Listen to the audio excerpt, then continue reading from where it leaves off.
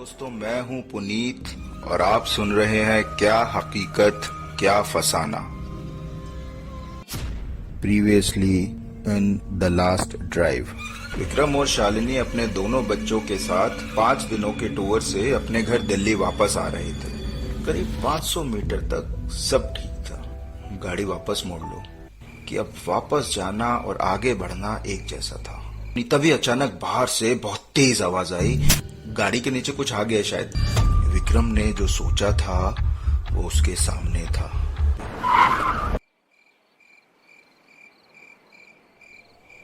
सामने चौराहा था।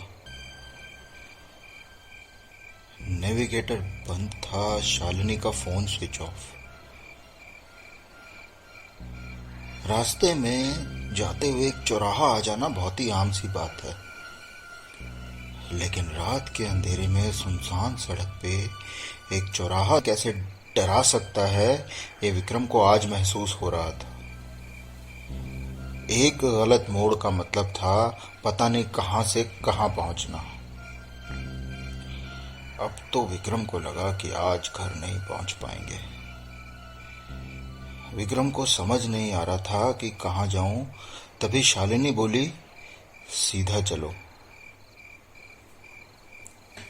जो 20 बार एक रास्ते से गुजरने के बाद भी कहती थी ये कौन सा रास्ता है, वो विक्रम को रास्ता बता रही थी। शालिनी की बात मानने के अलावा विक्रम के पास और कोई चारा नहीं था। उसने गाड़ी स्टार्ट की और सीधा चलने लगा। विक्रम गाड़ी चलाए जा रहा था और अब उसे लगने लगा कि हम गलत रास्ते पर हैं। तभी उसके फोन के नेटवर्क आ गए और नेविगेटर ऑन हो गया। विक्रम को यह देखकर बड़ी हैरानी हुई कि वो सही रास्ते पे जा रहे थे और उसने उसी हैरानी से शालिनी को देखा जो लगातार रास्ते पे नजर जमाए बैठी थी। अभी थोड़ा ही आगे चले होंगे कि तभी टायर में से फिर से वही आवाज आने लगी और इस बार बहुत तेज और लगातार। अब तो विक्रम से नहीं रहा गया।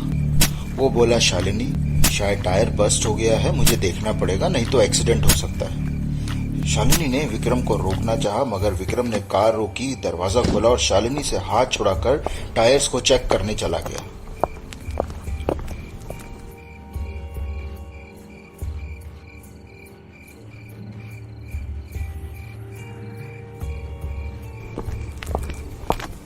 दो मिनट बाद वो वापस आया और बोला, सब ठीक है, कोई प्रॉब्लम नहीं। और ये कहते कहते विक्रम ने फिर से ड्राइव करना शुरू कर दिया। शालिनी ने विक्रम की ओर देखा कि शायद वो कुछ बताएगा कि क्या हुआ, मगर विक्रम चुपचाप ड्राइव करता रहा। टायर में से आवाज आनी बंद हो चुकी थी। घर का रास्ता विक्रम को समझ आ चुका था। अब उसे नेविगेटर की जरूरत नहीं थी, वो अब बस घर पहुंचने ही वाले थे।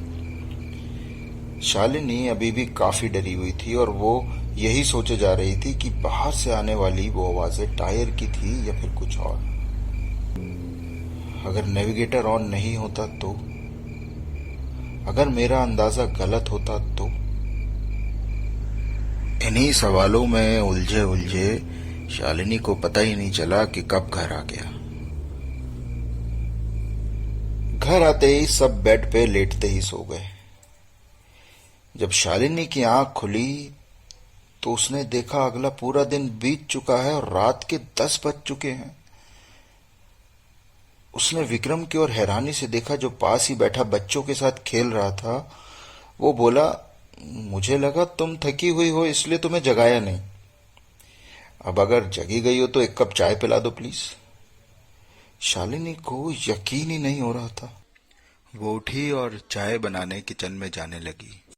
जैसे ही बाहर लॉबी में आई तो देखा विक्रम के फोन पे कुछ मैसेजेस आ रहे हैं। उसने मैसेज खोल के देखा तो उस पे इंटरनेट पैक एक्सपायर होने के कुछ मैसेजेस थे। वो मैसेज इग्नोर करके जाने लगी। तभी उसकी नजर एक और मैसेज पे पड़ी। मैसेज वही सेम था, इंटरनेट पैक एक्सपायर होने का, मगर डेट और टाइम पिछले दिन रात 11 बजे के।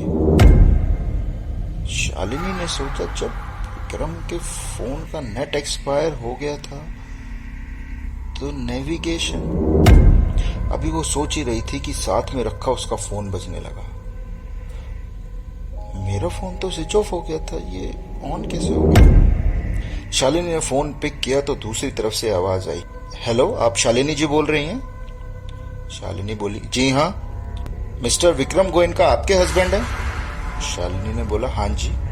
मैडम, हम कब से आपको फोन ट्राई कर रहे हैं। देखिए, आपके हस्बैंड का एक्सीडेंट हो गया है and I am very sorry, but उनकी ऑन द स्पॉट डेथ हो गई है। आप फौरन केडिया हॉस्पिटल चले आइए, मैं आपको अभी। और शालिनी ने उसे बीच में ही टोकते हुए कहा, ये क्या बकवास कर रहे हैं आप? देखिए, आपको कोई गलत फहमी हुई है, मेरे हस्बैंड मेरे साथ हैं। और ये कह के वो फोन रख देती है। तभी उसके फोन पे अननोन नंबर से कुछ फोटोज आती हैं जिसमें विक्रम की डेड बॉडी साफ दिखाई दे रही है। शालिनी के होश उड़ जाते हैं। उसको कुछ समझ नहीं आता कि वो क्या करे। वो फौरन अपने बेडरूम की ओर भागती है तो देखती है विक्रम अभी भी बच्चों के साथ खेल रहा है। उसे लगा शायद कोई गलतफहमी है या कोई भद्दा मजाक कर रहा है।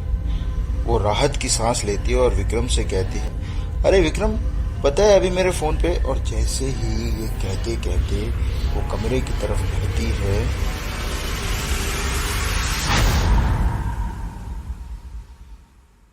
विक्रम मुस्कुराते हुए शालिनी की तरफ देखता है और बेड से उठते उठते कहता है, तुम्हें पता है ना मुझे अपने बच्चों से कितना प्यार है। बच्चों को तो मैं अपने साथ ही रखूंगा।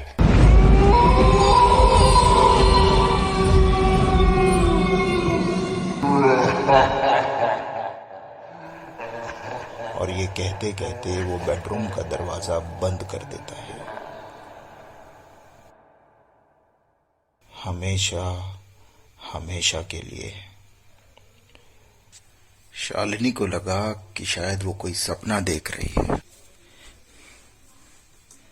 मगर ये हकीकत थी। शालिनी की आवाज उसके गले में दब जाती है और आंखें फटी की फटी रह जाती। अपने सारे सवालों के जवाब शालिनी को मिल चुके थे, लेकिन कुछ सवालों के जवाब अगर ना ही मिले तो अच्छा होता है।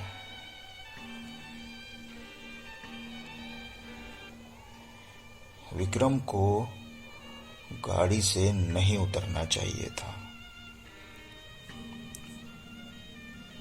1.5 घंटे का वो सफर विक्रम और शालिनी की लाइफ का सबसे लंबा और आखिरी सफर बन गया था।